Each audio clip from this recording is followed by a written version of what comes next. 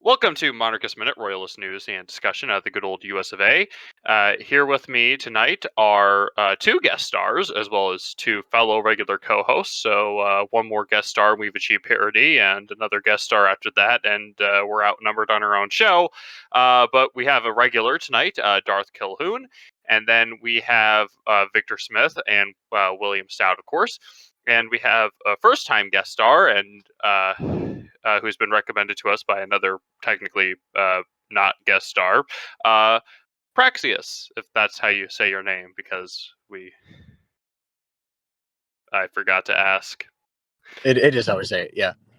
Okay, so our main topic tonight is America's food culture, and we're of course being dangerous intellectuals once again. So this will primarily be revolving around how unhealthy it is necessarily, how unhealthy it is, maybe why it's like that, some of the consequences of it being like that, especially for people who subsist off fast food. And then I will let I like how everybody how three of you just unmuted yourselves in anticipation of me picking you, and I still have no idea who I'm going to pick. So I'm just going to go to Darth because he made a point before before we started about agriculture and calories, and I think that he is in a little bit better shape than I am. By in better shape, I mean, I still say I'm not at physical peak shape myself, but probably better than most of the panel being in the military. But I resent that, even though it's probably true. Yeah. I don't care if you resent it.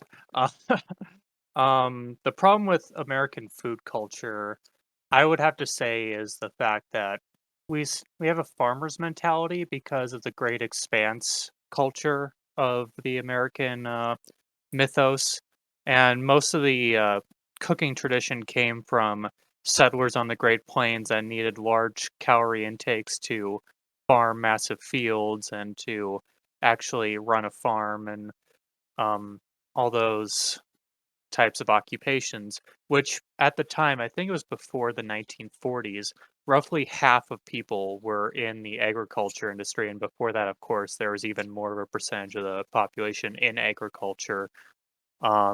It's only in recent times have more population migrated into the more sedentary metropolitan life.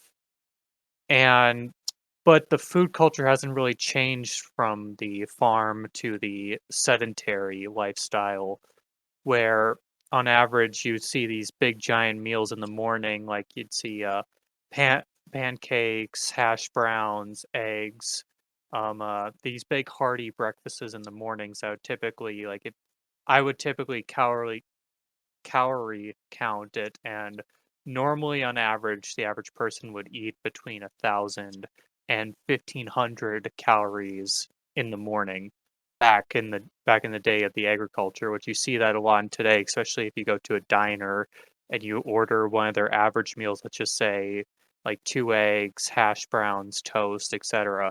That's going to get you up there close to 1,000 calories, which that's already half of the calorie intake that a sedentary lifestyle should have. Then you go to lunch, which lunch culture didn't really actually exist much on the farm.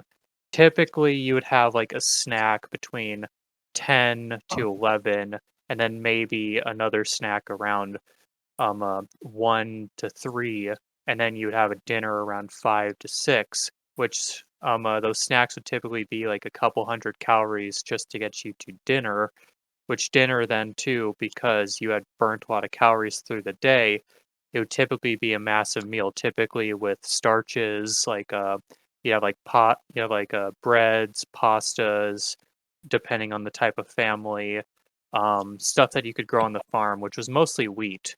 So you had a lot of wheat in your diet back then, and that carries on to this day. We still consume a lot of breads to this day. Also, typically a lot of meats too, especially beef and pork and chicken, are the top three produced.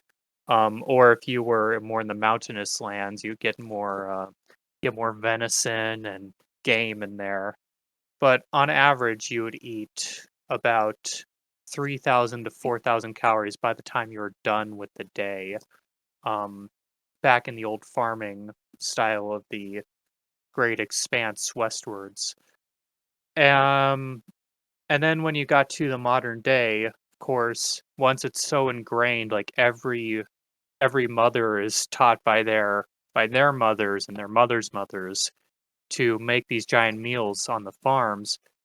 It's hard to break a habit, and that carries on generationally, um, even though it's not needed. And the food quality too, since then, has also degraded. So our bodies, we're intaking a lot of calories that don't have a lot of nutrients attached to it. So our bodies just naturally store those calories, um, uh, because all the fat that you store in your body is a survival mechanism to survive harsher times because your body expects a famine or winter is typically what it prepares for, where it expects a period of low calorie intake that never really comes in the modern day. That's why obesity rates have been increasing, especially in the first world, mostly in America. Europe doesn't have this problem nearly to the same extent because they have food regulations, they have smaller calorie intakes, because they've been more metropolitan for longer, in a lot of places. And they tend not to also use genetically modified crops, and they tend not to have as many processed foods as we do. Like if you take a ingredients list from Kraft mac and cheese in the United States versus in Britain, in the United States you have a long list of things that are additives that make it so the companies can turn an extra dime, but are not necessarily meant to even be digested. Well, then you go to England and you see like dried, dehydrated cheese, pasta, etc. It's a very short list because they actually care about what people put into their bodies, so that way they can maintain their health for longer. Um, so I think it's something that America kind of needs to learn to get over this farm mentality because most people today, in fact, I think only 1% of people are in agriculture, if I remember right. Um, and very few people are in other occupations that require high calorie intake. So we just kind of need to overcome this and relearn how we approach food going into the future, to prevent all these diseases that come with obesity because of our eating habits and because of our food regulations. I'm also a very naturalist, so I advocate for a destruction of genetically modified crops and to return to um, more natural based grains that aren't genetically modified because just the results of looking between Europe and America, our introduction of genetically modified crops have led to obesity and high high health deficiencies in recent times. Um, I'm sorry this is kind of rambling, but I unfortunately know a little too much about this stuff. Um, so I guess it was going to be Vic, but now apparently we're sort of leading into Will's idea. So we'll just let him say that, and I will stop and will not interject myself into the GMO thing unless I feel like I have to, because oh boy, hey, run, All right, my turn. yes, run. Yes. Okay. Well, I want to say, Darth, I think you hit the nail on the head with the regulatory part. And a big problem of it is American food culture is very consumerist. After World War II, we went from a largely agricultural and I guess you could say traditional food production model into an industrialized food production model. And that really changed a lot of the issues of health, nutrition, but also of food culture as a culinary art. Whereas instead of meals being scratch and made as a form of artistic expression and such, in such ways that each meal was handcrafted in order to be peak quality, in order to represent itself as a fine meal. Instead, we have boxed meals and ready-to-make dishes that exist primarily for convenience rather than quality, and the ingredients in these are lackluster at best, usually to increase shelf life, but also in order to decrease cost. And of course, the great scourge of American food culture is the low calorie sweetener that plagues the entire market, that being high fructose corn syrup. Abomination of man that turned soft drinks into sludge and gave an entire generation type 2 diabetes. And the reason we started using it was primarily due to a sugar shortage during the 60s and 70s, and the fact that it was fractions cheaper than regular sugar. But as we can see in the long run, the health consequences we have paid for it are massive. Almost a majority of the EU's countries have banned using high fructose corn syrup in foods because of its horrific health consequences, and they use other alternative sweeteners to sweeten food without the health consequences. But another big thing that industrialized society has done is it has increased the consumption of low quality cheap meat.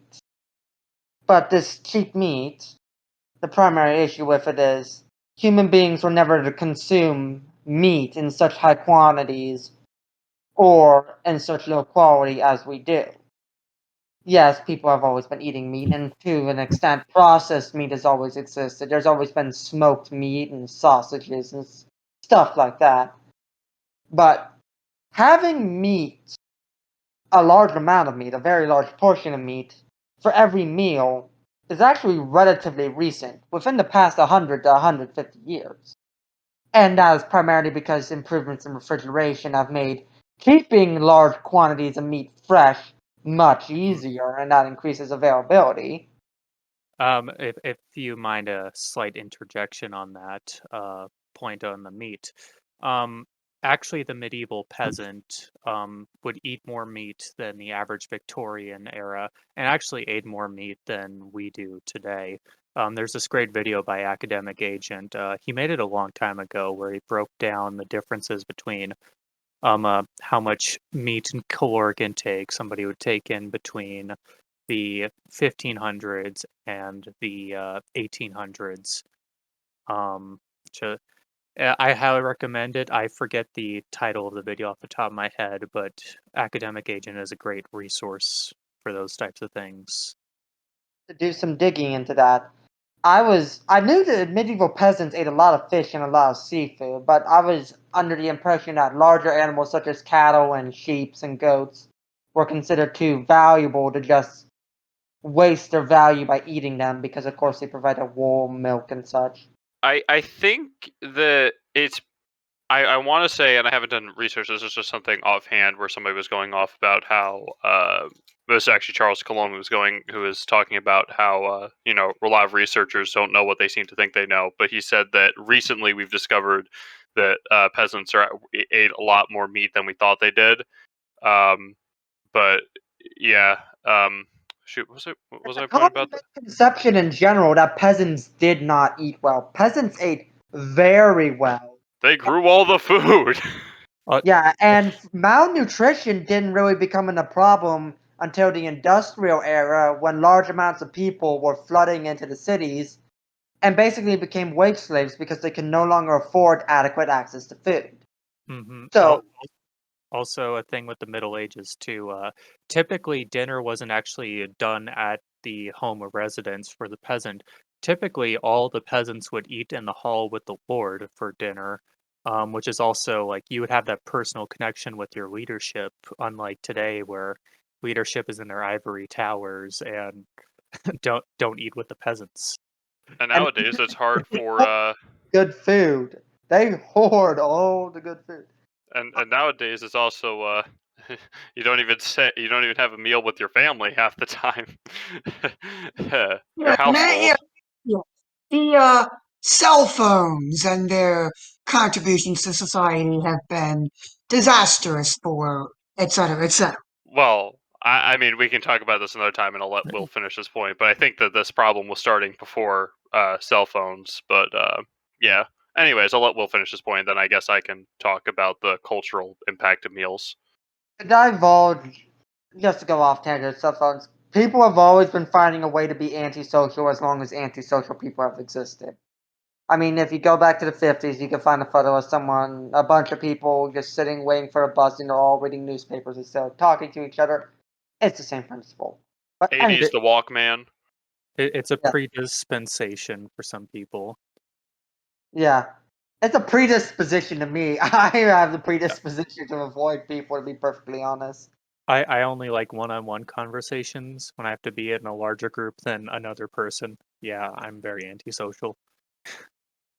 I usually have the opposite problem. If I'm in a group conversation, I feel it easier to bulge in because other people are trying to get their piece in.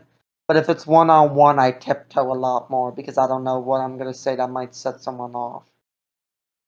Anyway, this is getting way off topic. The big issue with industrialized food production is we're making low-quality food cheaply, affordably, but not in a way that's good for the health of the people, and not in a way that it respects food as an art form, that respects the culinary art. Our meals, and this is why people kind of jokingly say America has no culture, because a lot of times culture in a society is represented by food, as well as music and other things. And everything about American culture is based so heavily on consumerism that we really don't have anything of value in our culture anymore because it's been diluted or worn down to the point of it being so impure that it's no longer really anything recognizable of value. But I do have to make a contestant against Darth Calhoun. GMOs are pretty much a very good idea and are actually really not much of a threat to anyone. We've been doing genetic modification of plants for years, and that's why corn exists in the first place. Because corn used to be a useless weed until over centuries, we genetically modified it to be better and actually be useful. Potatoes used to be poisonous; they're not poisonous anymore. But GMOs aren't really a threat, and the only thing we're doing today is we've rapidly increased and sped up the process with advanced methods of genetic modification. The main thing I think we need to worry about more than GMOs is our reliance on artificial pesticides and chemicals to grow the mass quantities of food. Because these things, along with growth hormones that are put into the feed of animals, are actually having a mass health issue. Not only for human beings, but also they're taking a massive toll on the environment. Sorry, you're cutting out. Okay, where did I cut out last? You kind of started cutting out with our massive reliance on. Our massive reliance on herbicides, pesticides, and other inorganic chemicals for agriculture, because these chemicals cause dramatic damage not only to human health, but also to the environment. They mess with the life cycles of animals. There's evidence that they're starting to harm the reproductive cycles of mosquito larvae, and that is causing huge issues up and down the food chain. Of course, we all remember DDT almost drove the bald eagles to extinction due to deformities in eggshells, but at the same capacity as pesticides and herbicides, we also have to contend and make a bigger issue about the massive amounts of industrial hormones that are being pumped into the animals that produce milk, meat, and other edible goods for our consumption, because these things definitely end up in human beings at the end of the day. And I think that is much more of a horrifying threat than GMOs will ever be. Yeah, I mean, I guess another thing when it comes to GMOs, one of the reasons we're using them is because you can get more for your buck, essentially. Because you can grow more food per square area because you're not having as much of the crops die because they'll have inbuilt pesticides or whatever. Um, But I guess one way to alleviate that, and I've been throwing this idea around the back of my head because I have an area in my backyard that used to have a playscape, which was rusted and is now long gone. Um, is instead turning that area into a little mini farm to grow potatoes or whatever, which would I mean, to free up like a bag of potatoes a year, but that's still freeing up a bag of potatoes a year. And if everyone in the neighborhood did that, that's freeing up, I don't know, 50 bags of potatoes a year, which you compound that. Oh, hello. Can you hear me? Just cutting off. Now we can hear you. The biggest problem with GMOs isn't that GMOs are inherently harmful, is that the companies that make GMOs are inherently sleazy. Primarily, that many companies that manufacture genetically modified seeds, like Monsanto, intentionally sterilize their seeds so they can't reproduce naturally. And they do this partly to make sure that somebody always has to buy their seeds and they can't just use a portion of last crop to replant the next year. Well, I think that There is an argument to be made in that they're protecting their intellectual property and that they made the genetic modifications to the seeds and they have a right to the patent of that genetic modification. But it's also generally just kind of stingy. Well, I think that when it comes to that, there's also people are also concerned as what happens if GMOs start mixing with non-GMOs, and then also shoot, there's another concern with that. So I mean, it might just be Monsanto or whoever is really greedy, but I think there are also legitimate concerns. But if you're shipping these things out to like third world countries, then where the infrastructure might not be that sustainable, having the plant sterilized, the seed sterile would probably not be a good idea, because it's like, oh, there's another civil war Yes, and the people can't get their crops grown. Uh-oh. yes, that actually happened in Haiti after the earthquake. Monsanto sent a bunch of seeds to the farmers so they could grow their own food. And it was widely stated by activists that these seeds required A, Monsanto fertilizers and chemicals to be successfully grown, and B, were sterile so the farmers would be constantly dependent on buying the seeds from Monsanto in the future. That being said, Bruh. it's still a fun case where Monsanto was perfectly in the right and sued a farmer because the farmer was taking seeds that weren't sterilized from his genetically modified trying to sell them at a lower price than Monsanto was selling them, which violated their intellectual property. To And me, what that's a crock based, from but Monsanto.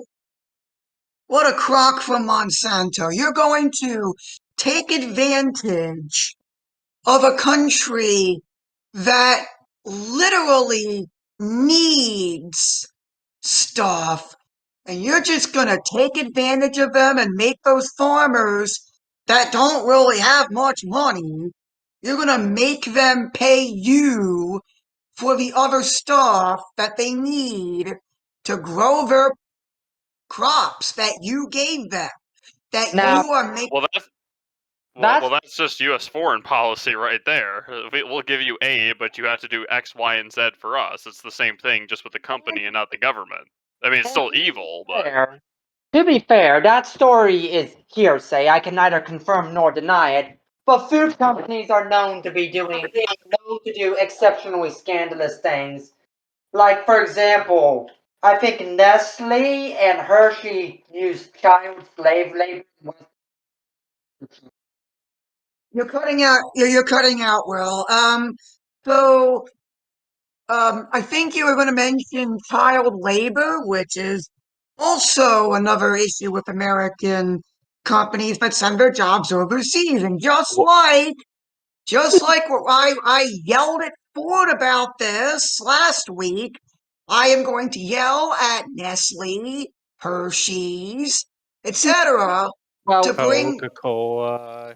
Nestle's technically Swiss. Well, Oh, okay. Mm, So Nestle gets a reprieve from this, but Hershey Oh no, Nestle could not get a reprieve. It's not just child labor. Child slave labor. They abduct the kids from further in Western Central Africa, and then they ship them to the coast where the cocoa plantations are.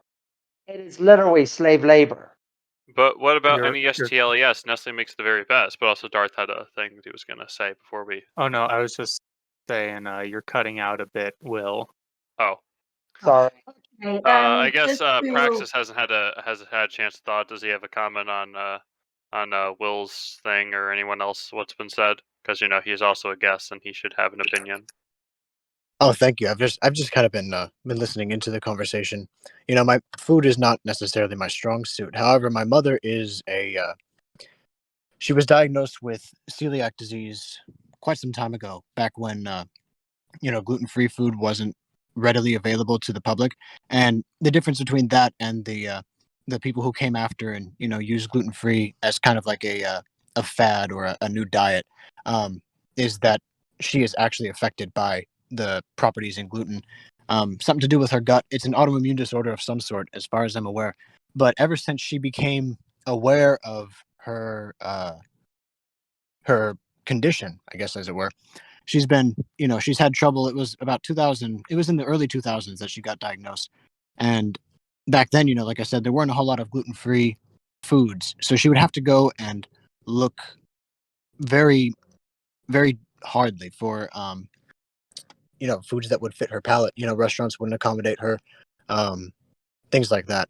But ever since then, because of that reason, she has gotten very deep into food science and how food is made and things like that. So I remember her being a staunch advocate against GMOs, not for the sake of the fact that they make things easier to mass produce, but for the sake of invasive species and replacing non-GMOs with GMOs just by the nature of uh, miscegenation between the GMOs and the non-GMOs, and then as well as the extent to which things are genetically modified could cause repercussions to the human body if they ingest something that's not necessarily natural. In the same way that you're not supposed to be taking hormones that don't naturally conflate with your body and things like that. It's a very your body's an ecosystem, and GMOs could provide, if done wrongly or done too far, could provide a path to massive amounts of sicknesses and things like that. That's what I remember her telling me. And so she was very in favor of, passing bills to um, end the GMO production of foods. So it's interesting to hear your thoughts on it. I can't remember your name, but it says Vice Chancellor here. So I'm going to address you by that. But it's very interesting to hear your take on it, being more pro GMO and the positions you come from, because I haven't heard that argument in my life, but it warrants credibility, I will say. You can call me Will. Don't worry, man. Yeah. Oh, okay, well. Yeah. I guess the issue. I guess the position that I had taken on it is if there's a way to just go with all natural crops and that can feed everybody, then great. I don't know, the concept of like selecting the best crops from each generation is and doing that naturally is one thing, because that's just the way humans do things. I mean, sheep are now very fluffy thanks to us, but um but doing it with actual sciencey stuff, that's kind of, I don't know, there's just something that feels intrinsically wrong about that, and a feeling isn't necessarily proof of anything. You should probably explore the feeling and see what that means.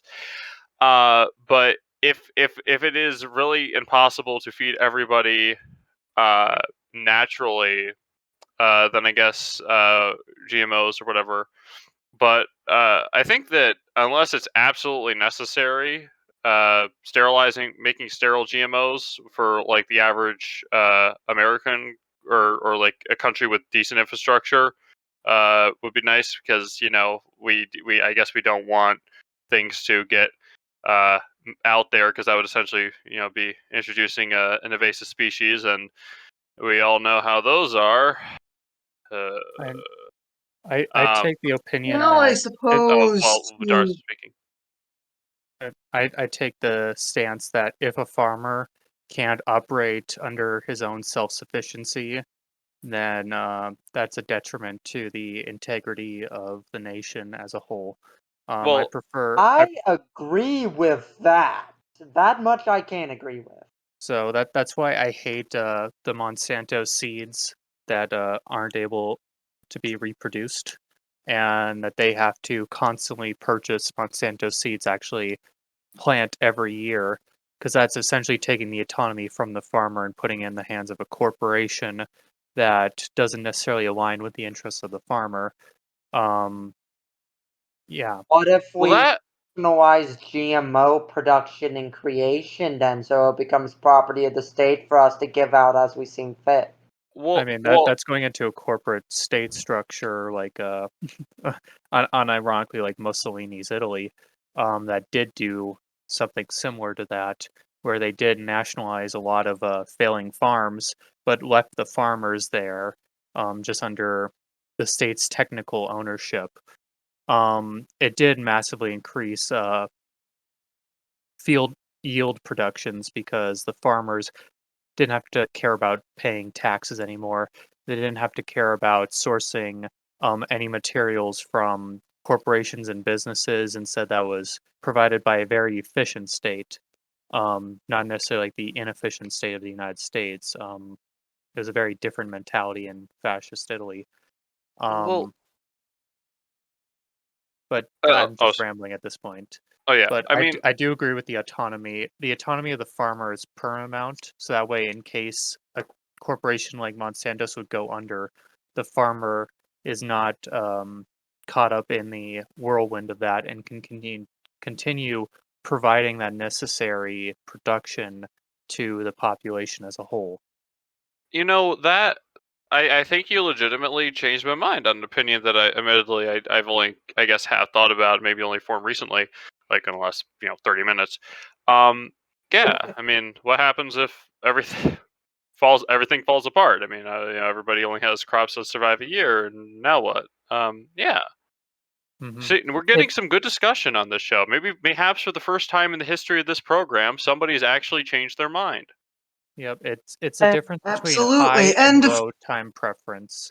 Um, Ultimately, our ancestors used to operate under the principle of high time preference. They would think things forward into the future, past their own generation into their grandchildren, their great grandchildren, what they're going to be leaving behind.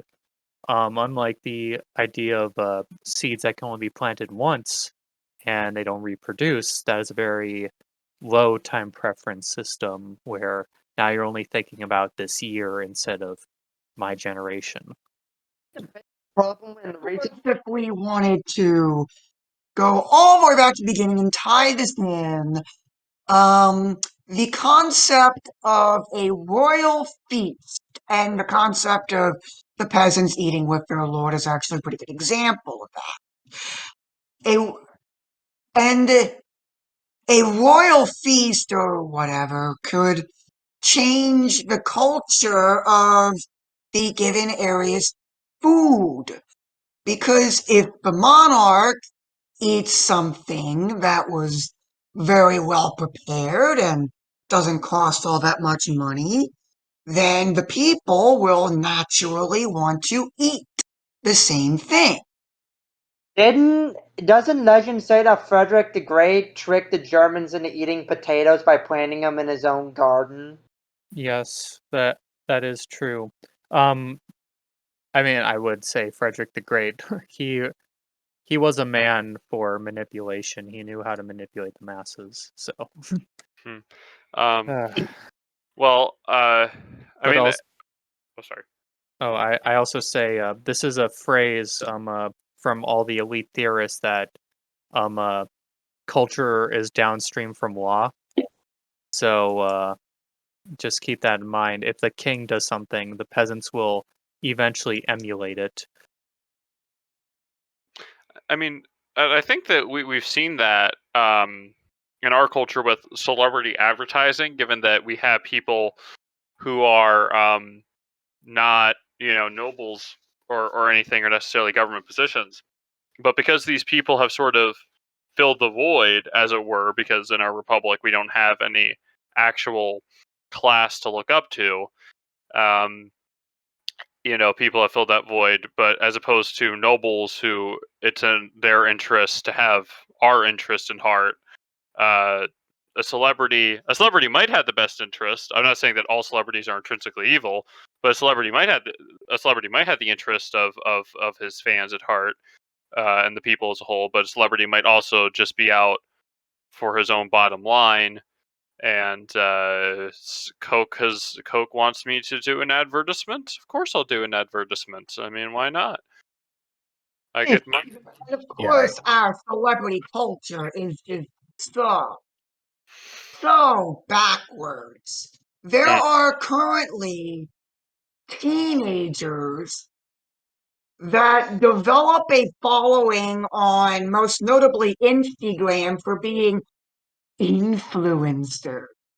Like, they don't have to do anything of note. They just have to go on social media, post something on their little Instagram, and get engagement. And if you do that successfully, you are an influencer and you So can make most of the money time, from that. though, those Too easy to get influencers are famous in this day and age. It is absurd. Anyone can become recognizable on a global scale without actually having to do anything. so People a- win things like the Nobel Prize. Well, you're cutting out again. yeah. Uh, yeah, The, Darth the has thing something. the thing about the Instagram influencer, also the TikTok and all these other social media platforms, is most of the time they get there because they are sponsored by something.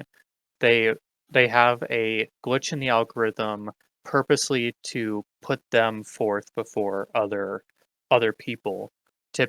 Sometimes like it's the government, sometimes it's the corporation, sometimes it's other corporates and business bodies that pay the corporate that owns the social media platform. And that's how most of these influencers get to these numbers, is because of some exterior pusher their own of their own popularity, and just by osmosis they eventually attract enough people to get those numbers. Like say the White House under Joe's regime, he invited, which I don't think it was him per se, but probably his staff invited several prominent teenage TikTokers that were getting off the ground at the time but weren't quite famous yet. Um, Invite them in and promise them algorithm support and that they are to be the influencers for the regime. And since then, their TikToks have exploded in recent times. Um, I'm not saying it's a conspiracy, but I'm saying that support from an exterior is typically how people get to these numbers. Like, you don't see many YouTube channels that go against the narrative get to high numbers, and that's because they're not supported in the algorithm and they never will be. For us to, I suppose, tie it all in there. Oh, I apologize. Okay. Yeah, Praxis, I noticed that you were about to say something a couple minutes ago. Did you lose your train of thought, or? Oh no, it's along the same lines as the culture's downwind from law thing. The most recent example of prominence was before JFK, everybody used to wear a suit and a hat, and hats used to be normal before the 60s, and JFK decided that he was not going to wear a hat, and hats went out of fashion pretty quickly. So did the suit, but for different reasons. But it's an interesting notion, because you are correct.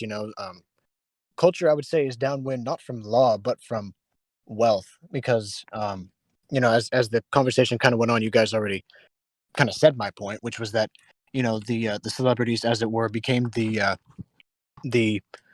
gap fillers, or the hole fillers for what used to be a monarchical title holder. And so, these influencers or these celebrities are now raised to that status of, dynastic legitimacy simply because they hold wealth and because they, manipulate money, or like you said, Darth, uh, the market manipulation or algorithmic manipulation to raise them in popularity. It is definitely a thing that happens, and that was actually another point I was going to bring up. So you guys like pretty much hit everything I was going to say.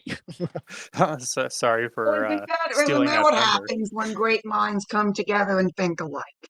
Yeah, and Let also I would just like to say, as Monarchist of America's chief publicist, I am not bitter that we haven't been unduly helped by the algorithm and we haven't spread our message to millions across the country. I'm not bitter. We're not bitter. Uh, yeah. Also for my channel, yeah, I should totally be at 1,000 subscribers by now.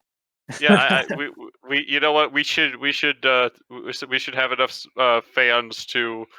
We're not bitter that that we don't have enough fans to I don't know have a fan meetup. I don't know, man.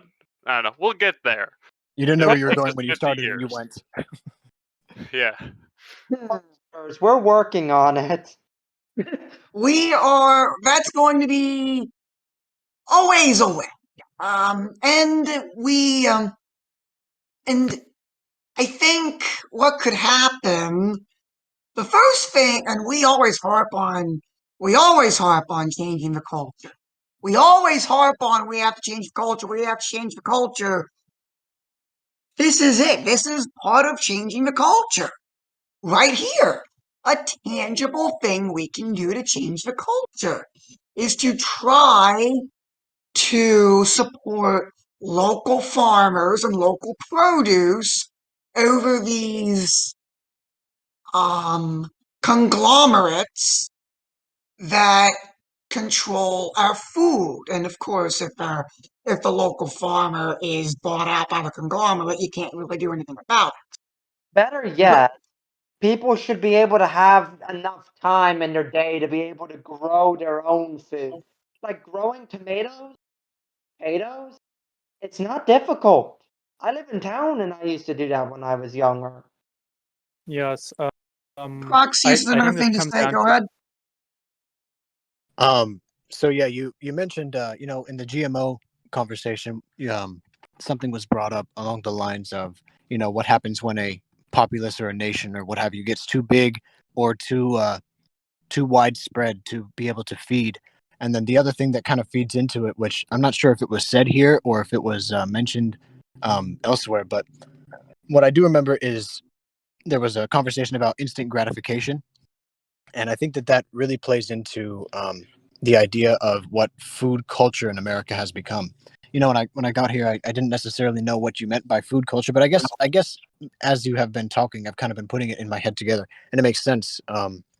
So there are two different streams, I think, that kind of um, coincide and make this amalgamatory idea of what we have as food culture in the United States or even abroad. I guess modern food culture is kind of the same everywhere, especially in the West.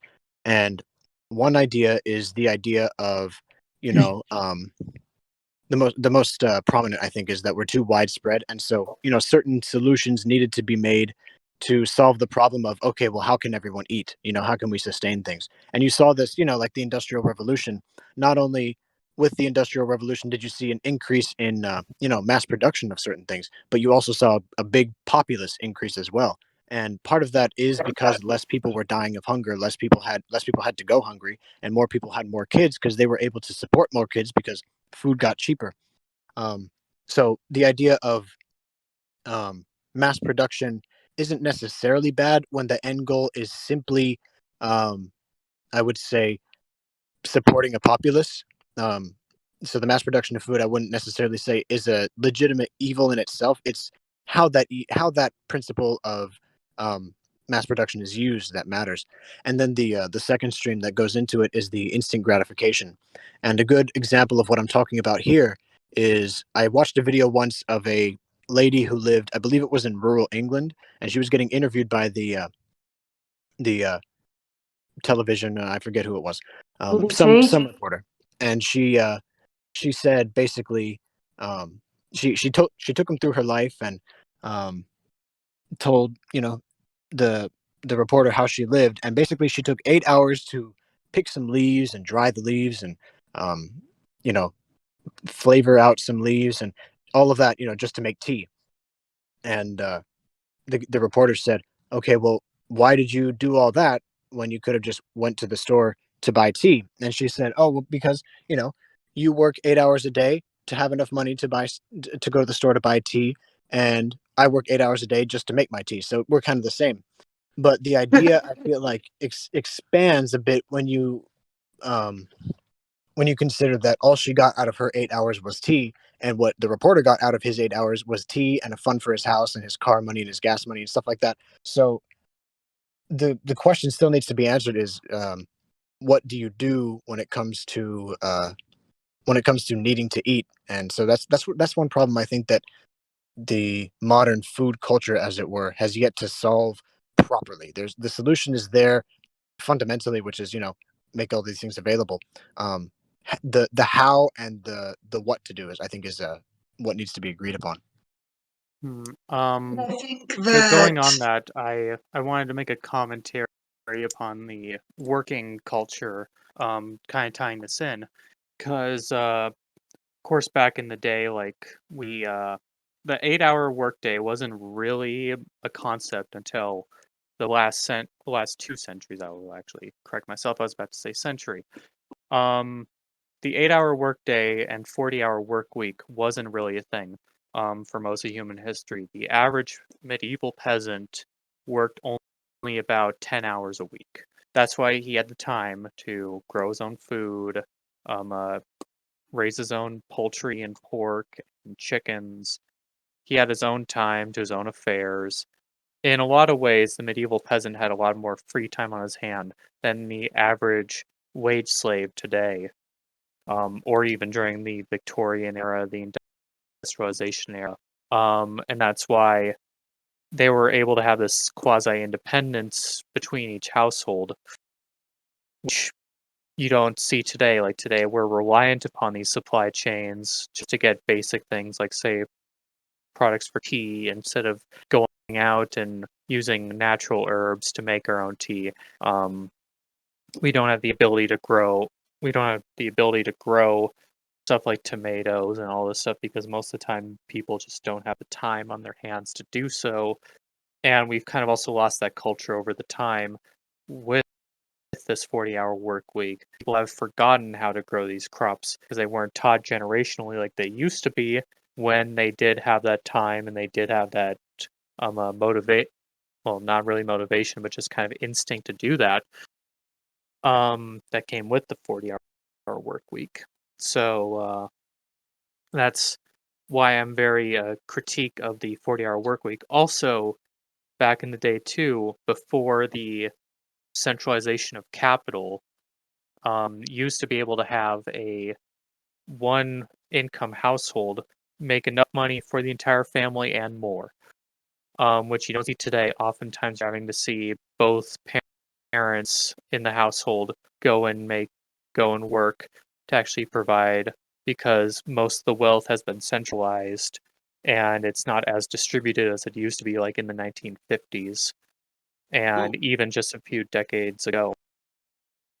and to tie into Catholic social teaching, that is one of the points I believe it was Pope Leo the 13th made, that a household should have a frugal household should have a father in a frugal household should have the ability to make enough money for himself and his dependents, his wife and his kids. And if the wife or kids are doing work, that should just be as a supplemental form of income that's not necessary. They're doing it because, like, I guess they, you know, they're not they're only doing it because they want a little bit more money or they actually enjoy it, not because they have to. But of course, nowadays, because women are equal now, they can work in the coal mines. Oh wait. Hmm.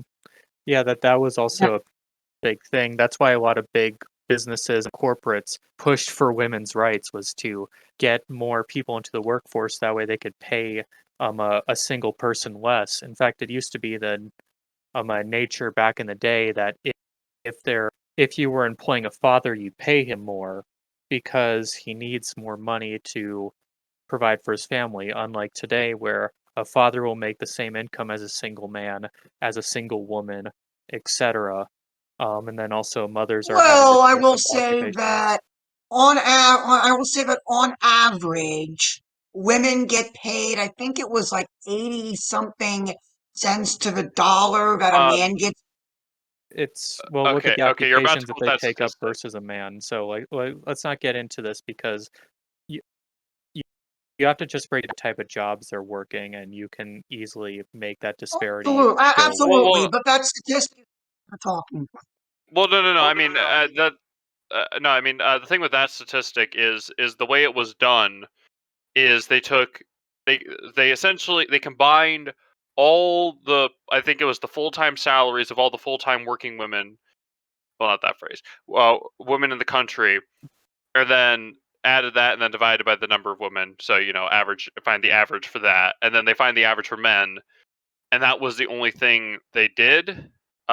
So that ignores the fact that women on average tend to work fewer hours than men, and it ignores the fact that women tend to take and because women tend to choose different jobs because it's almost like men and women are different and will naturally incline Hear me themselves now. to do Can you hear different me things. now?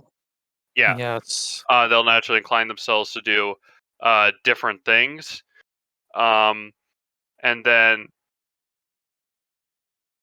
so yeah. Um, Now, yeah. if I may interject real quick, I've always had the philosophy I don't care if it's the mother or the father who ends up being the stay at home parent. I just think the idea that both parents have to leave the house, have to leave their kids, in order to be economically viable as a family is stupid. Like, my step. And of course, if both parents are working, then you have to find another way to do childcare when the Exactly. kid gets home from school. It's statistically been proven that families where one parent stays home actually save more money because they don't pay expenses on childcare, they don't eat out as much, they don't spend as much money on food, they don't pay for other services such as repairmen or such as often because basic maintenance is often done by the homemaker. And like I said, it doesn't necessarily have to be a woman, it can be the man too. My stepdad was disabled due to a neurological condition that causes him to have seizures, and since he has seizures, he can't commute, so he can't have a job. And so, for years until his illness continued to cause him to degrade, he was a stay at home parent and a homekeeper. He made the meals, took care of the house, did cleaning and such. And yes, he functioned great as a stay-at-home parent, and I think it would be wrong for us to discourage fathers from wanting to be stay-at-home parents as much as women would want to be stay-at-home parents. Well, I mean, the thing with that is that obviously there are going to be certain instances where the father's going to be the single home parent because of something like that. But it's just naturally speaking, before we started to tell, before as a culture we started to tell women that you want to be the executive, you want to do this, you want to do that, right? And before we started to try and essentially have women do all the jobs that men were doing.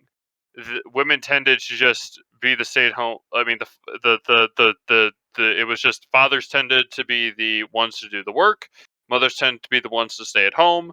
And if you want to look at that from the evolutionary perspective, which I mean, we can get to that whole evolution, whatever thing. I mean, that's the way it was with the cave people.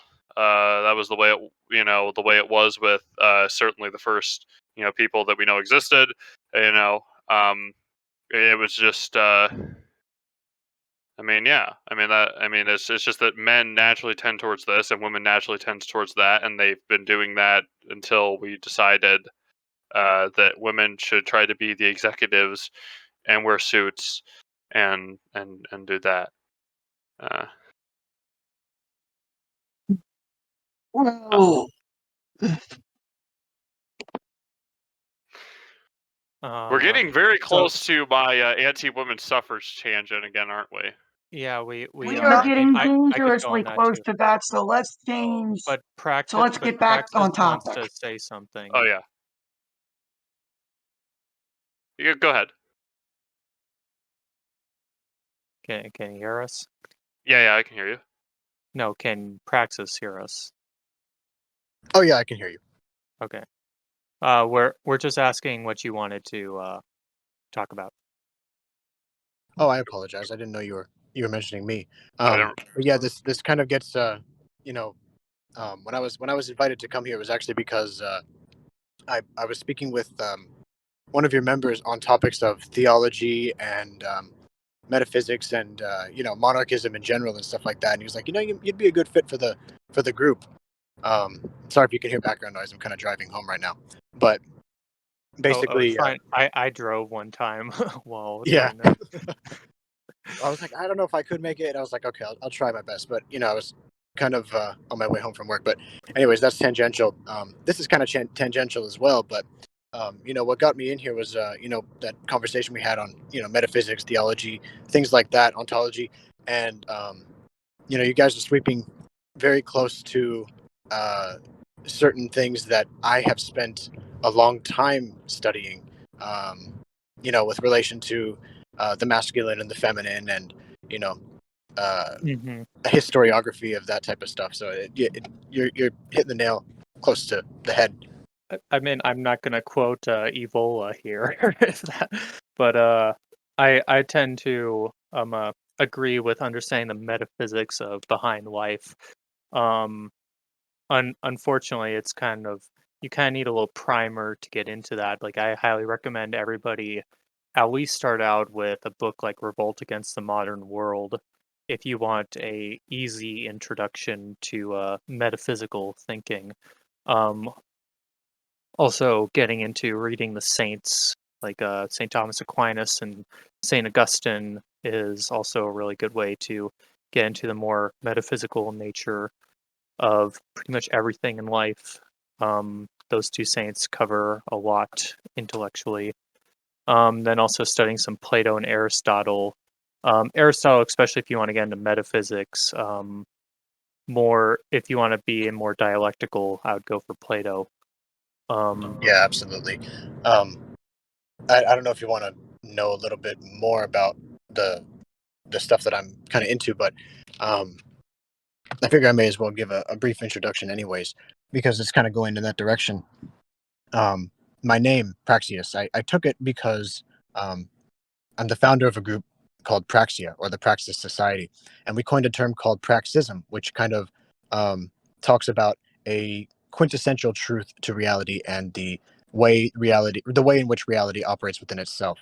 And this can kind of be applicable to the human body as well in this instance. I make the analogy quite often, but especially in relation to the food, it kind of makes sense too. So fundamentally speaking, there is a quintessential truth, quote unquote, to everything, or at the very least, there is a truth to everything. And that truth is the way in which that thing is supposed to properly operate within itself. So for the human body, the quintessential truth is made up of lesser truths like, you need intake, you need good food intake, you need to be healthy, you need to be active. You can't put chemicals into your body. You can't um, do anything unhealthy to your body. You need to sleep. You need a cycle. All of these play into this one truth of the body, which is the way the body is supposed to operate, right? And so you apply that on an ontological level to reality, and you get this idea of a quintessential truth to reality. Um, and so that's kind of what we call praxism. But going more on the food side of things, like tying that philosophy back into food, what I'm really concerned with is trying to tie this holistic worldview of metaphysics, theology, a proper way of living, the proper way of the proper mode of being, I guess you could even say.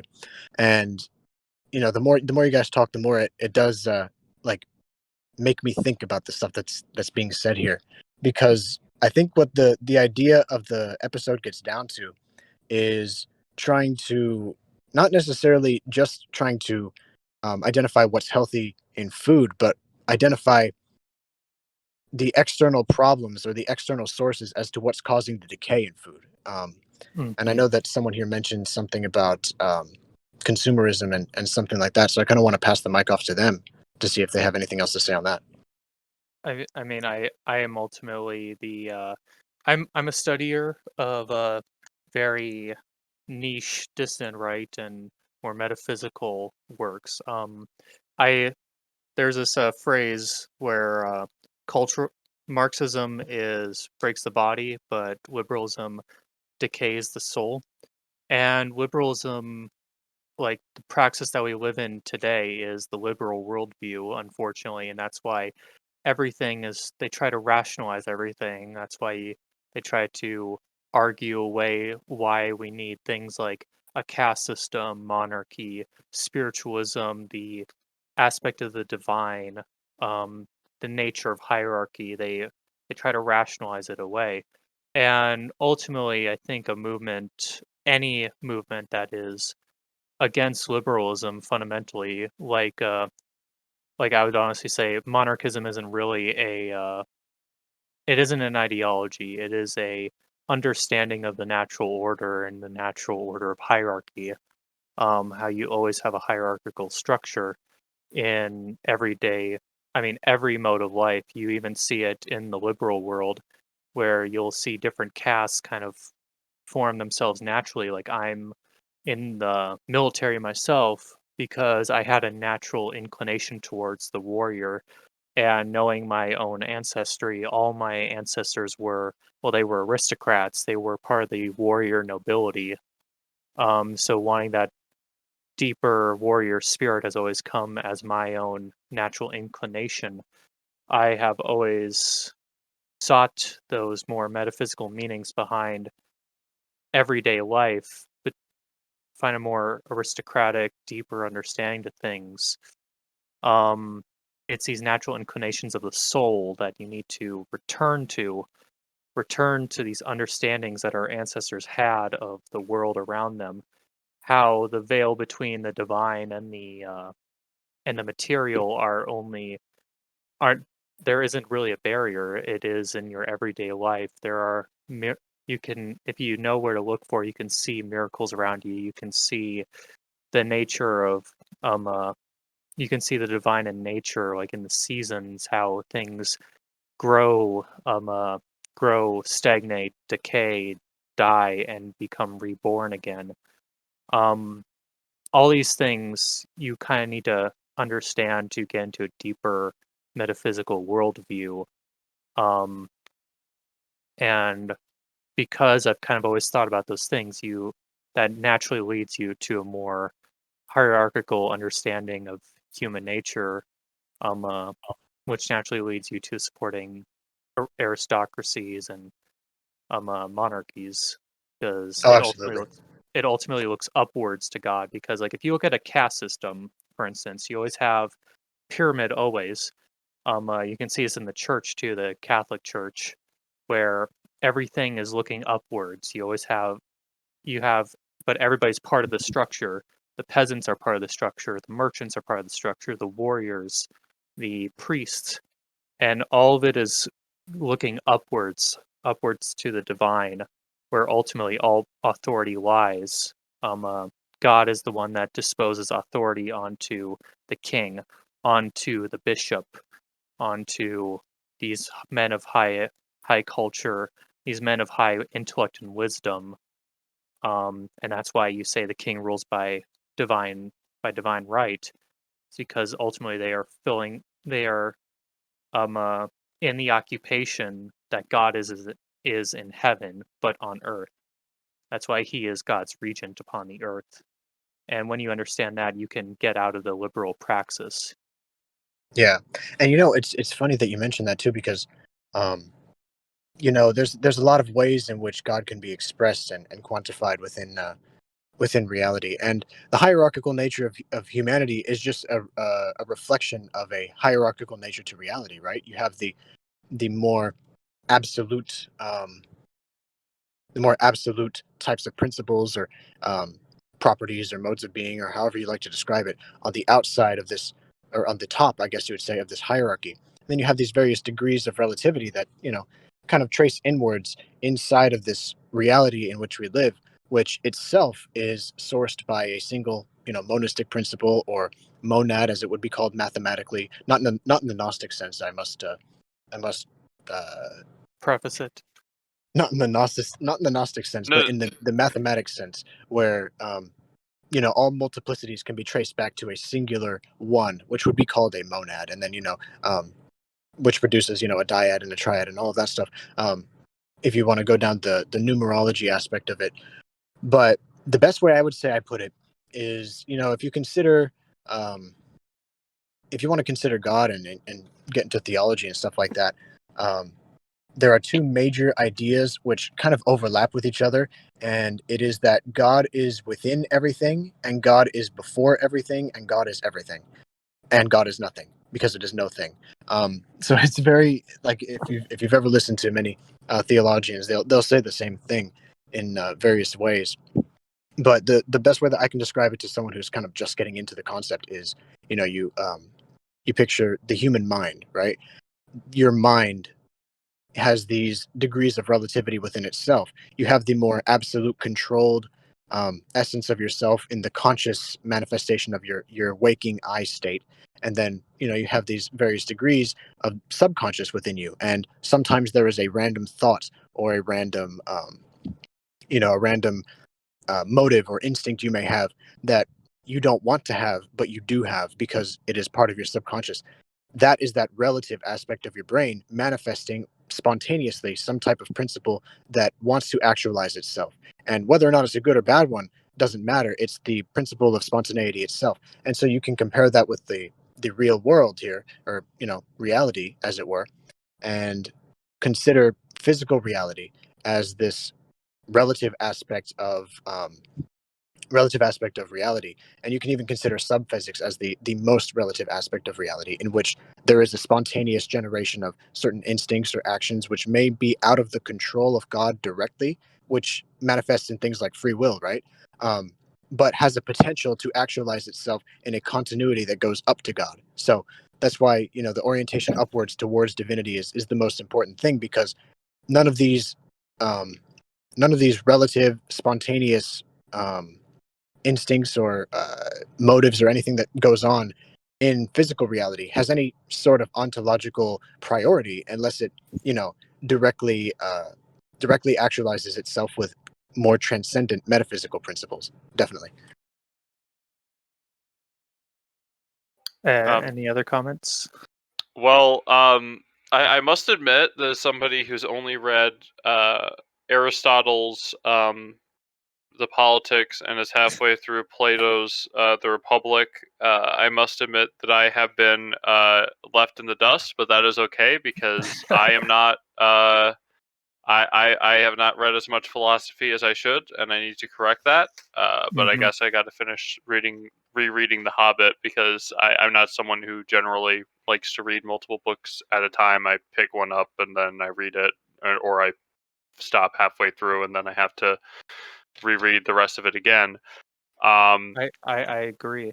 Um, I I mean, I say Aristotle and Plato are great foundations for deeper metaphysical understanding, because they really, like, back in ancient Greece, I'd say they had a deeper understanding of metaphysics than the average person does today, and they very much laid the groundworks for great writers like Saint Paul, Saint Augustine, Saint Thomas Aquinas to come into their works, and then to later philosophers, especially in the more recent days, like the counter Enlightenment thinkers. Like, even though Friedrich Nietzsche is he was a atheist, he does, in his deconstruction of the metaphysics, he does try to reconstruct it into a way that kind of anybody of any dispensation can approach.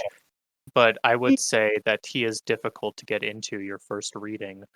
I do, Um, I do have a fondness for Nietzsche and his belief that nihilism, or the idea that mankind can go on without greater meaning in life was faulty, and that it would eventually lead to our stagnation and downfall. Mm-hmm. Which, Yes. honestly, we are seeing as we speak. Well, Yeah. that's what liberalism does, because liberalism is founded upon the Protestant principle of breaking down hierarchies. Like when Martin Luther did his revolution, he kind of laid the seeds for modern nihilism and liberalism because he tore down the hierarchy. He attempted to tear down the hierarchy of the church. The hierarchy, like initially, he protested too against nobility, against monarchy, until conveniently princes and aristocrats started supporting him, and then he made a 180 flip on them. But kind of the seeds were already sown, and then John Calvin expressly pushed into the breach of that and assaulted the entire concept of a hierarchy in general, trying to break down and destroy the image of God as the divine king, and said reduce him down to a human level, as John Calvin attempted to do, which he very much succeeded in, at least putting that into the minds of people, by breaking down the integrity of the family, the household, the church, everything, because he wanted everything to look downwards to the low, everything down to earth, everything in the physical, nothing in the divine, which laid the seeds for Locke and Rousseau and other enlightened Kant, Voltaire. I can continue naming Enlightenment thinkers that ex- expanded upon this and started to call into question, because once you call into question the church, then you can call into question everything else. It's the first it's a catalyst to deeper, darker things, like questioning the divinity of the monarchy, questioning the rights of the aristocracy, questioning the kind of the rights of everything. And it reduced everything down to this low level. And once you have no hierarchy, once you have no meaning in life, you eventually end up at nihilism. And This it's is a, it, oh, sorry. Let me just say. Or wait, what were you gonna say, Victor? I was going to say that this is the perfect point to bring up our other topic for tonight. Oh,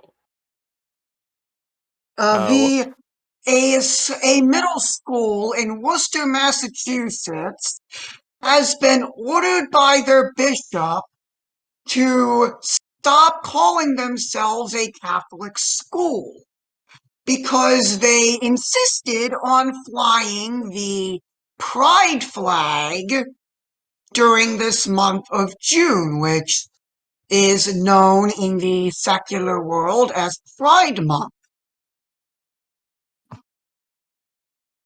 I mean, it is the right of the bishop to excommunicate as he wills.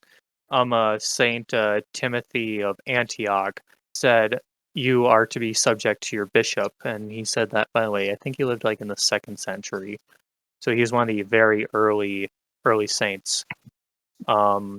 So submit to your bishops, and if the bishops make a decree like that, do not question it, because they are guided by the Holy Spirit in their decisions. Also, another thing to understand about the divine does have its hand in everyday humanity.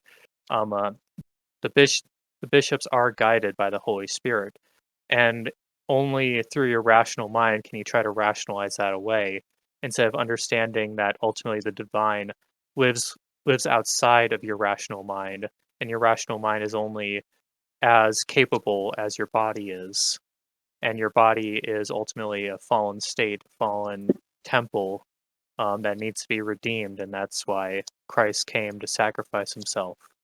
So remember that.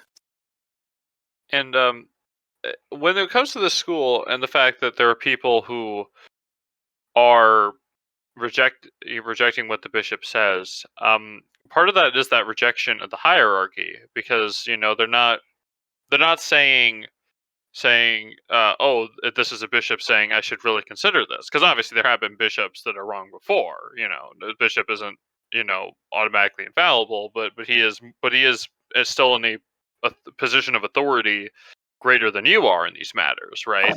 If nobody's going to question a doctor when a doctor says, this is wrong with you. It would be everybody would look at you funny if you say, well, I don't agree with him on that, right? I mean, you could be right, but chances are that but a doctor who knows everything, who knows within reason all there is to know, all that someone can realistically know about the human body versus you, who there's a chance he's wrong and you're right, but who you know so you could be right and the bishop could be wrong, but generally speaking the bishop is supposed to know his stuff.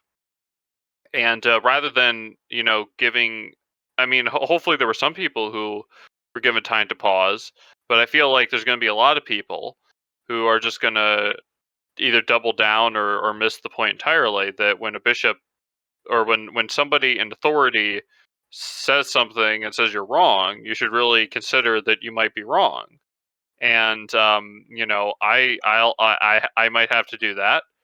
Um, you know, uh, if the bishops come and say, "Hey, you're wrong on X, Y, and Z," I'll have to be like, I'll have to actually seriously consider that and say, "Okay," and either submit or submit to the bishop, or ask for clarification, because either way, I don't want to be in error when it comes to something of religion, and because that's jeopardizing my soul, and and it may be jeopardizing the souls of people around me. Because even if I'm not intending to spread heresy, if I spread heresy, then that could potentially damage someone else's soul because they might trust me, um, and I don't want to be responsible for that.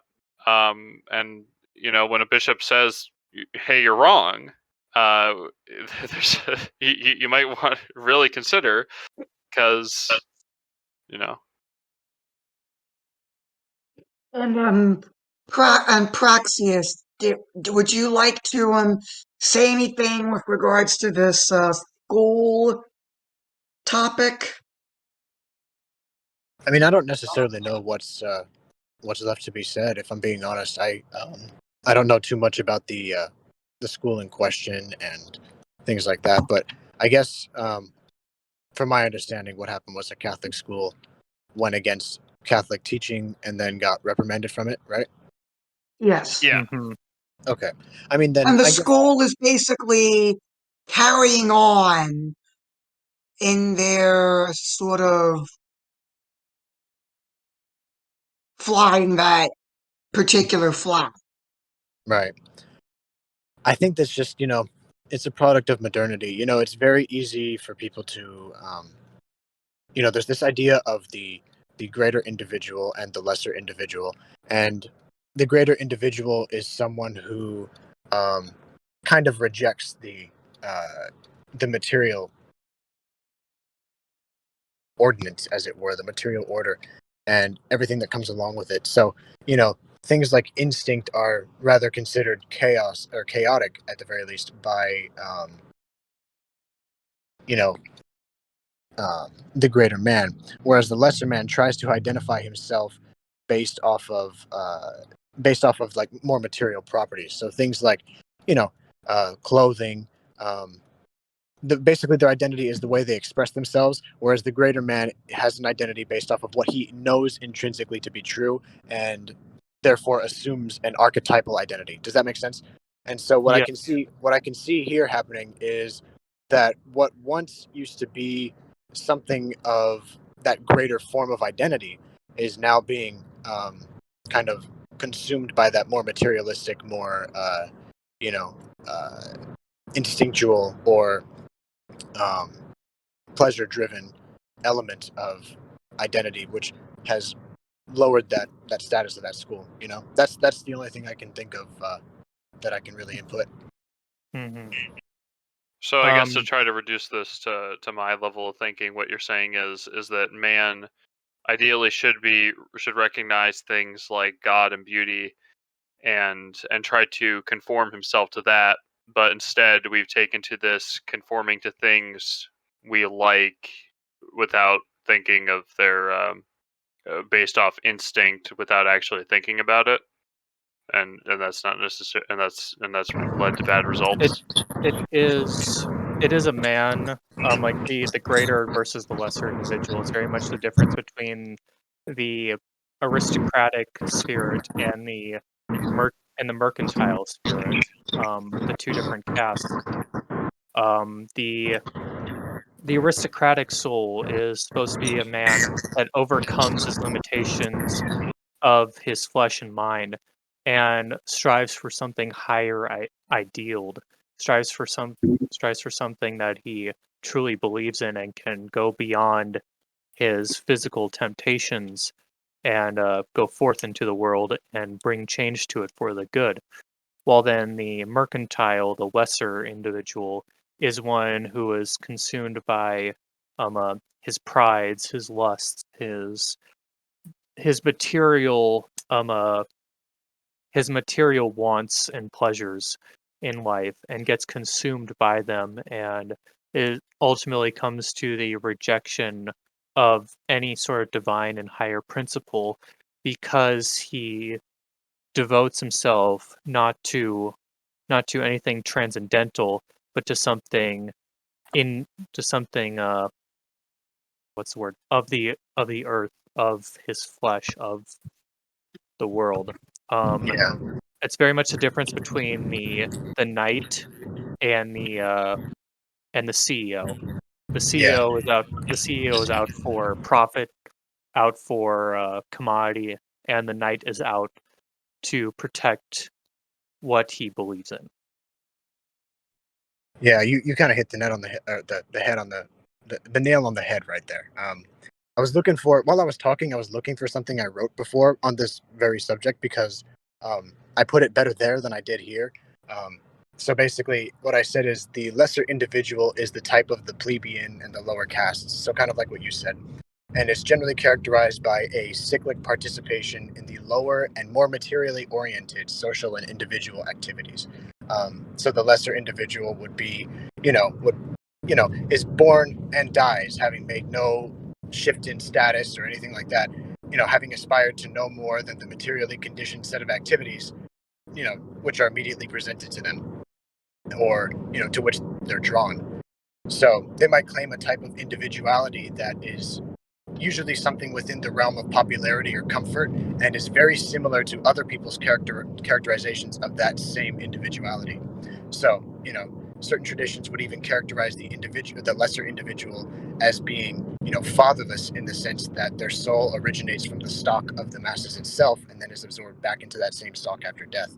Whereas the greater individual is the type of the upper castes, and is generally characterized as possessing an inner volition and is generally characterized as aspiring to the heroic element and applying that element to their life, escaping the masses and subpersonal individuality, and gains a superpersonal character after a change in their status occurs through the participation of some form of feat beyond the conditionings of time and space. So the same traditions that would describe the soul of the lesser individual as being, absorbed back into that caste kind of deifies or sanctifies the greater individual. So people like saints, for example, would be a good example of that greater individual.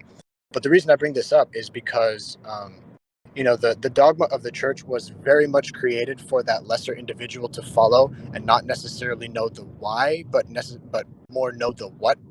It's like what to do, but understanding why takes a certain level of intellectuality, which the masses just generally can't comprehend because there's no way to properly articulate it to them without, massive amounts of information being taught to them by people who may or may not be uh, qualified to do It, so. and So, capable to understand it either.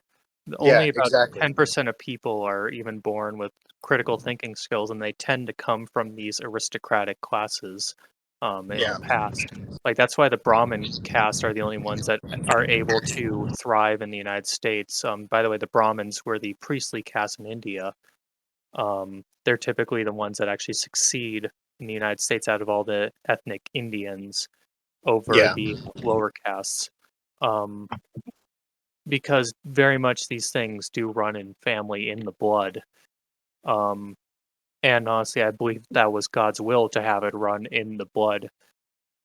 certain men would be of higher caliber than other men, and they would be sent to lead the lesser men, the peasants, into virtue.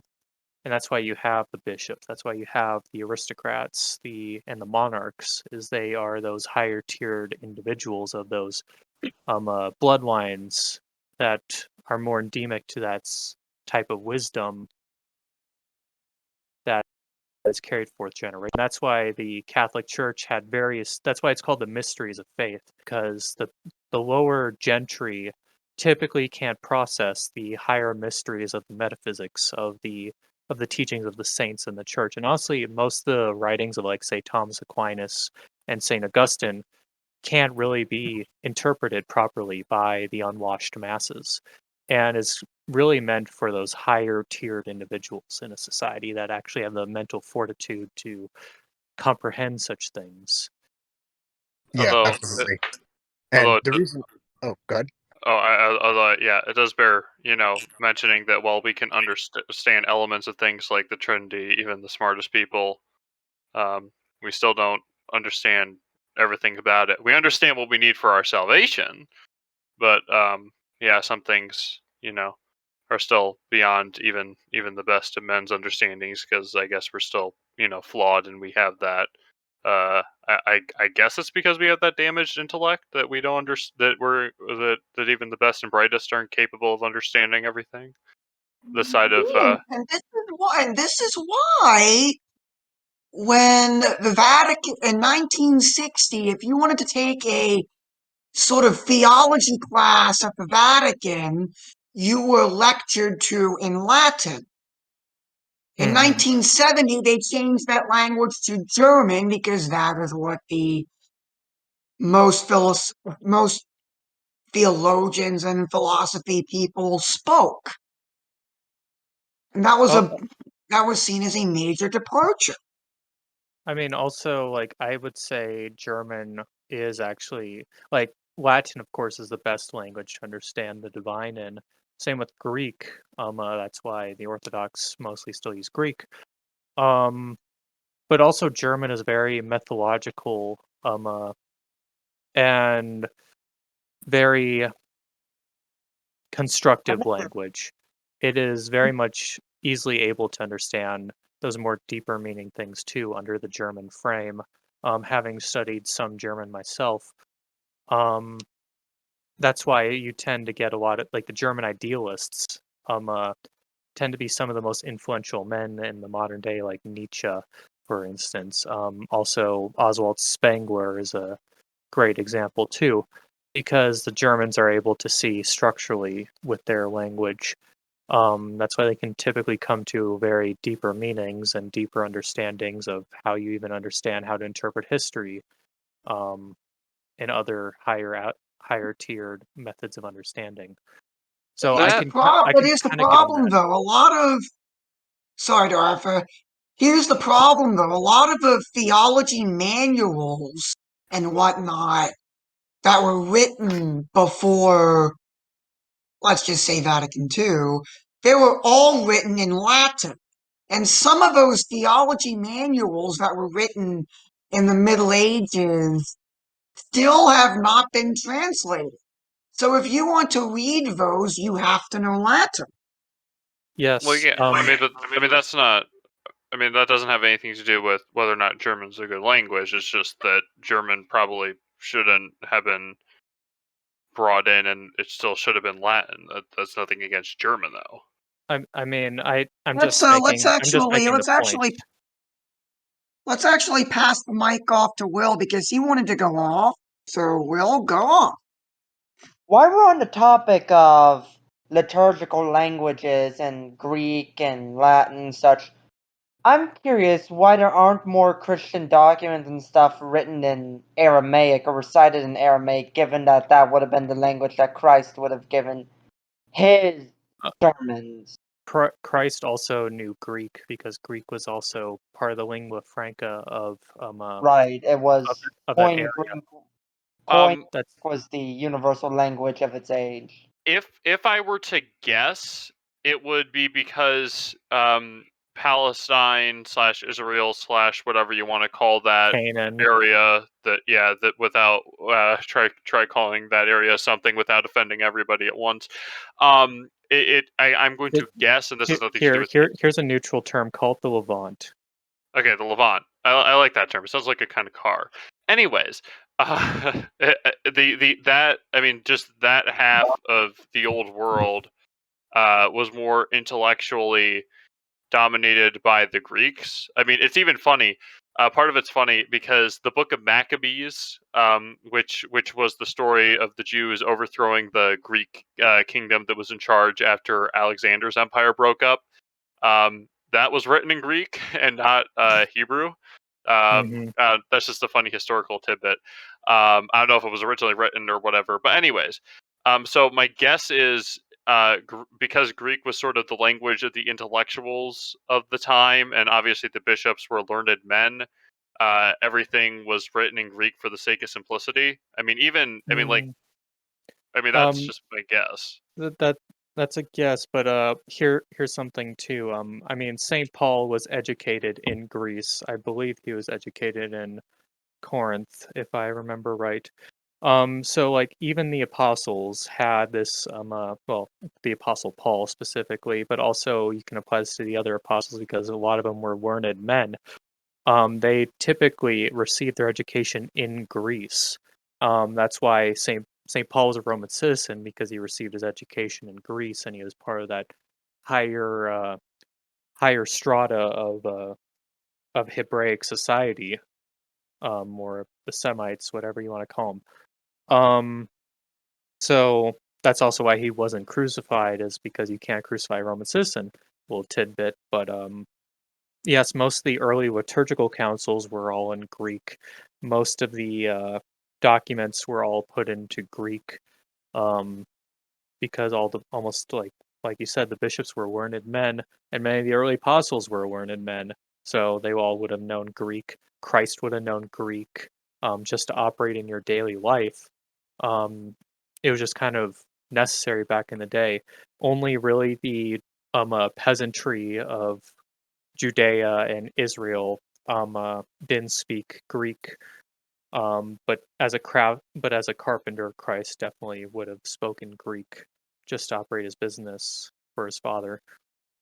Well, of course, our Lord knew every single language that was, is, and would come later, because he is, of course, God. I'm talking about the aspect of man when it comes to Christ, when he was. Of course. Okay. Yeah. Okay. Yeah. Absolutely.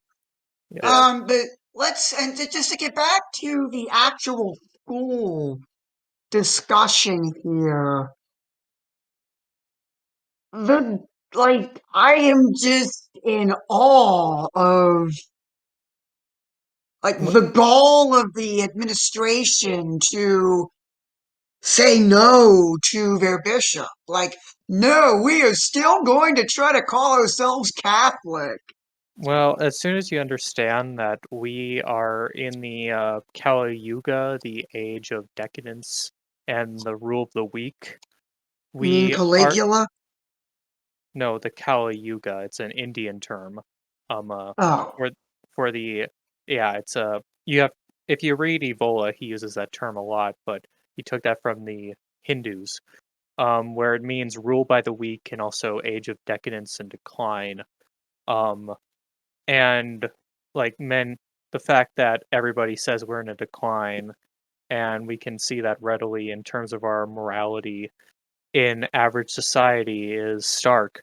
You're going to see this a reclusion of the church, of civilization. You're going to see this narrowization of what we used to be, because we've entered this age of decline and decadence. The masses are not going to be going to the priest for wisdom. They're going to be going to the material world for wisdom. And because of that, you're seeing this decadence also come into the church.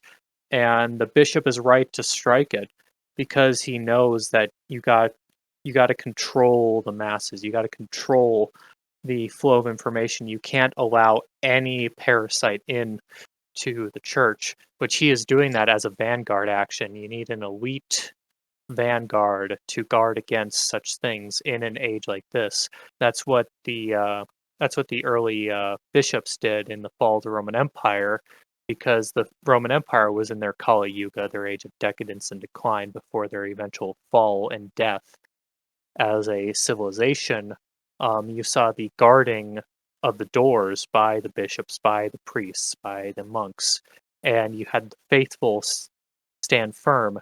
And because those small vanguard, that small elite that stayed with the church, when Rome fell, they filled the void of the empire and they brought back Europe. It took centuries, but they brought back Western Rome, which Charlemagne was kind of the symbol of the return of civilization to Western Europe when he conquered most of the former Western Roman Empire and Christianized it and was crowned by the papacy itself as the Roman emperor.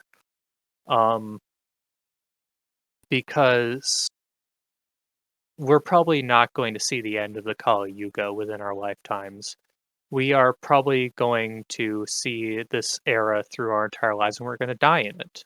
But we need to be that elite vanguard so that way future generations can actually see the return, the restoration of a civilization in Christendom, whatever form that may take. So that's why, like, don't fall into despair. These things are going to happen. And you're just going to have to understand that it is out of your control. And that you must persevere, push forward, have the fortitude needed in these times. Do not cave in to the decadence of the modern civilization. Reject modernity, reject the modern world. And come to a actualization, a full understanding of what is needed in time. I guess. Sorry. I was just gonna say, go ahead.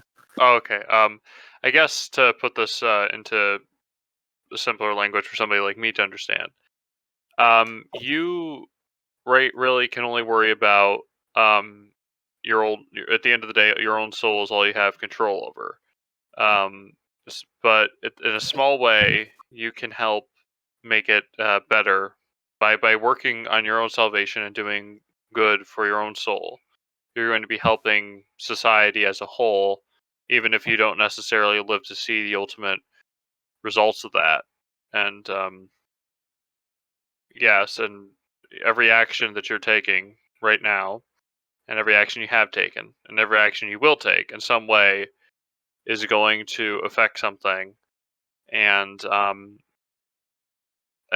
mean, that's when you when you consider that, it's hard to discern. I mean, for me, it's very hard to discern what God's will is for me. But I better figure it out, and soon. Well, most of the time, men don't reach their full actualization until later on in life. So don't fall into despair if you don't understand your path, but try to understand your dispensation in life. I always knew that I had the dispensation to be a warrior, to be part of the warrior caste and be part of that mindset. Everybody has a different calling, though. Your calling may be to the priesthood. It may be to just be a commoner. But as long as you understand that, you can find virtue in your lot in life. There's a million roads to salvation. I'm not saying that in the Protestant sense, I'm saying in the Catholic sense. Every caste has its own way to heaven. And you must find that road and travel it as you believe God is. And he is subtly guiding you, as long as you know where to see it. And of course, we should probably make mention of the Bible quote about the burning bush, and you couldn't hear God in the roaring waves and whatnot, but you heard him in the quiet wind. I might be misquoting a lot here, but that was the point I was trying to make. I don't think that was from the Burning Bush. I think that Yeah, was that's from one of.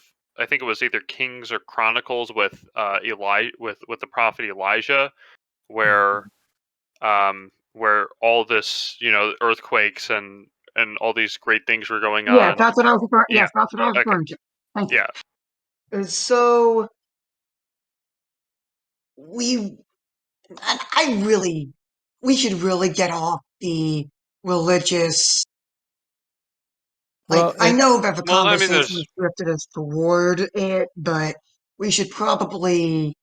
Well, that's sort of the thing that ultimately any topic, if you carry it out, is gonna lead here, I guess, because properly ordered, everything should revolve around God, and and and so it's only natural that eventually any topic is going to lead to that because also, I mean, not everybody has the inclination to understand their metaphysical side, but I believe it is pertinent that you at least attempt to understand things on a deeper, more spiritual and metaphysical level. And that can apply to even things like, say, I applied it to monarchism earlier, understanding that is part of looking upwards to the divine. If you see it as a way to heaven, as looking upwards to God, um, it's just always going to pop up because ultimately the metaphysical is in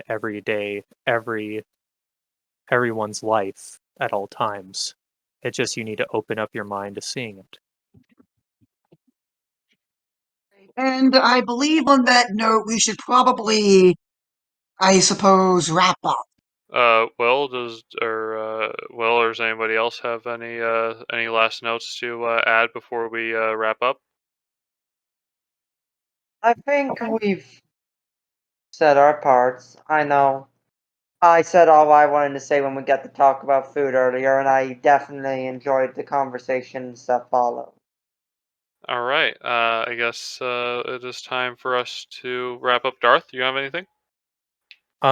Subscribe to my channel. I have a recent video up about King Ludwig II since he died on the 13th of this month. Little memorial. I've been doing those as of late to late monarchs of our history. All right. So your channel link will be in the description below, as well as Praxius channel link, as well as the links to various of Monarchist of America's social medias. I still need to get the Facebook link in there, but let's be honest, Facebook. All right, so make sure that you subscribe to Monarchist of America if you have not done so already, although YouTube analytics are suggesting that a majority of people are subscribed, which is unusual, at least from my understanding. But anyways, let us conclude in prayer. And since you mentioned King Ludwig, I think that in addition to an Our Father and Eternal Rest, would be a good prayer to add if nobody has any objections. All right. In the name of the Father, and of the Son, and of the Holy Ghost. Amen. Our Father, who art in heaven, hallowed be thy name. Thy kingdom come, thy will be done on earth as it is in heaven. Give us Give this us day this. our daily bread, and forgive us our trespasses, as we forgive those who trespass against us. And lead us not into temptation, but deliver us from evil.